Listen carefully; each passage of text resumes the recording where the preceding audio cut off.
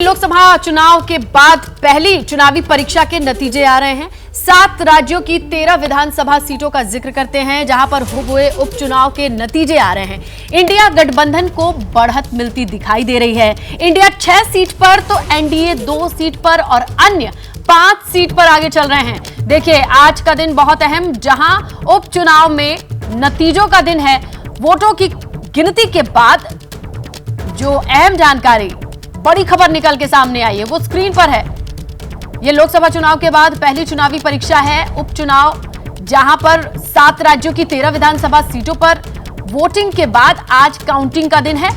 और नतीजे किस तरीके से आ रहे हैं जरा देखिए। इंडिया गठबंधन को बढ़त मिलती दिखाई दे रही है। इंडिया गठबंधन 6 सीट पर, इन 13 में से 6 सीट पर आगे, एनडीए 2 सीट पर और अन्य 5 सीट पर आगे चल रहे हैं। तो ये आज की काउंटिंग से बड़ी खबर निकल के आ रही है। लोकसभा चुनाव के बाद उपचुनाव पर निगाहें टिकी हुई थी, चाहे बिहार की सीट हो, पश्चिम बंगाल की सीट हो या फिर पंजाब की सीट हो।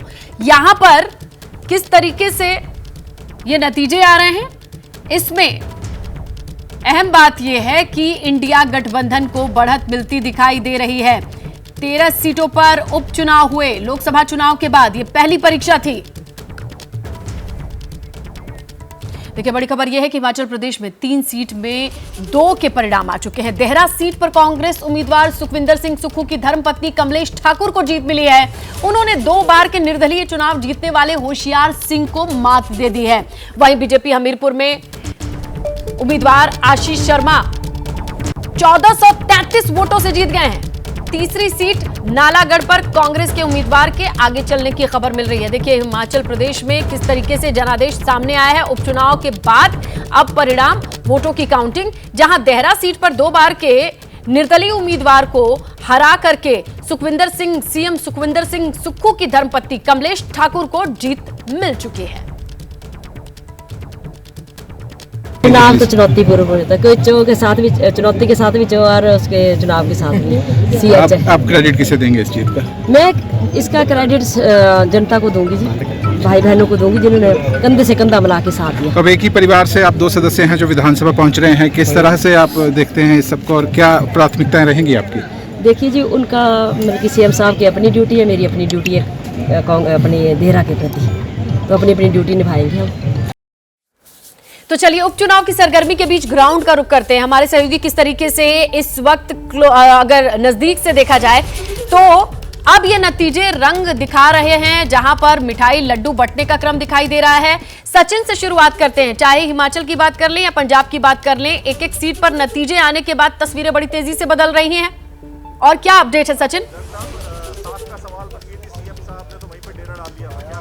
जी देखिए, पंजाब में जालंधर वेस्ट जो विधानसभा सीट पे जिस पे उपचुनाव हुआ है, तो आम आदमी पार्टी की बड़ी जीत जो है उस उपचुनाव में हुई है। तो डेफिनेटली आम आदमी पार्टी का जो लीडर्स हैं, कैडर है, वो काफ़ी जो है बूस्ट जो है, मोराल जो है उसका हुआ है। यहाँ आम आदमी पार्टी के ऑफिस में हम हैं चंडीगढ़ में। हालांकि जो मेन सेलिब्रेशंस हैं वो जालंधर में ही हो रहे हैं। तमाम पार्टी कार्यकर्ता वहाँ जो हैं खुशियाँ मना रहे हैं, पर यहाँ जो पार्टी का ऑफिस है वहाँ भी लोग जो हैं लड्डू जो है बांट रहे हैं, एक दूसरे से अपनी खुशी शेयर कर रहे हैं। हमारे साथ पार्टी के नेता भी हैं, कुछ एक उनसे बात करते हैं। नील गर्ग हमारे साथ पार्टी के नेता हैं, उनसे जानते हैं। नील गर्ग जी, बड़ी जीत हुई है लोकसभा चुनाव के बाद, जैसे लोकसभा चुनाव में एक्सपेक्टेड रिजल्ट्स नहीं रहे थे पार्टी के लिए, तो ये अब जो है इसको कैसे पार्टी जो है देख रही है एकदम लोकसभा चुनाव के बाद जो है ये परिणाम जो है? सबसे पहले तो जालंधर वेस्ट के वोटरों का धन्यवाद इस ऐतिहासिक जीत के लिए। लेकिन आपका ये कहना सही नहीं है कि लोकसभा में हमारे को वो जीत नहीं मिली थी। हम तो 1 से 3 पे पहुंचे, कांग्रेस 8 से 7 पे आई, बीजेपी 2 से 0 पे आई, अकाली दल 2 से 1 पे आया। आप कैसे कह सकते हैं हमारे को ऐतिहासिक जीत नहीं मिली? हाँ, ये होता है कि हम सिर्फ 23 सीटों पे ऑल इंडिया लड़ रहे थे और वो पार्लियामेंट का इलेक्शन था। लोग देखते हैं कि प्रधानमंत्री कौन बनेगा, सरकार किसकी बनेगी, वो बीजेपी की बनेगी, मोदी की बनेगी या कांग्रेस को बनेगी। लेकिन जब ये प्रदेश की इलेक्शन की बात आती है तो लोग देखते हैं कि हमारे नौजवानों को 43,000 नौकरियां किसने दी हैं, हमारे 217 स्कूल ऑफ एमिनेंस किसने बनाए हैं? हमारे 80% लोगों का बिजली का बिल जीरो किसने किया है? हमारे यहाँ पे 829 मोहल्ला क्लिनिक किसने बनाए हैं? जो खेत हैं किसान के, वहाँ पे किसान को नहर का पानी कहाँ से मिला, किसने पहुँचाया?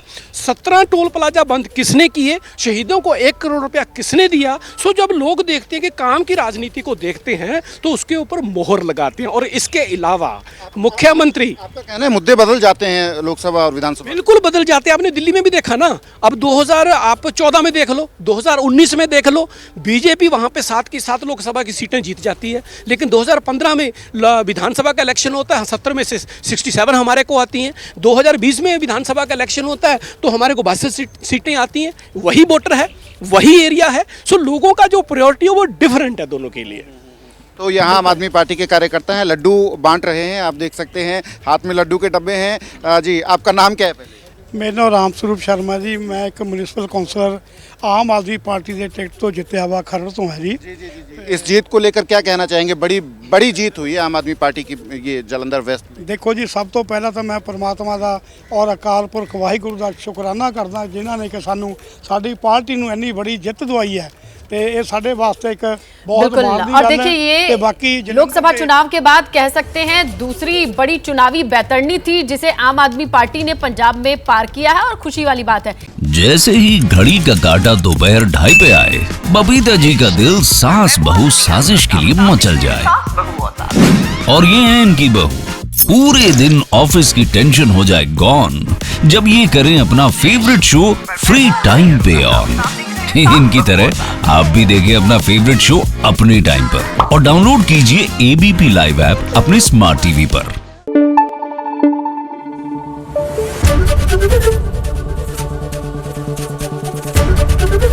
एबीपी न्यूज आपको रखे आगे।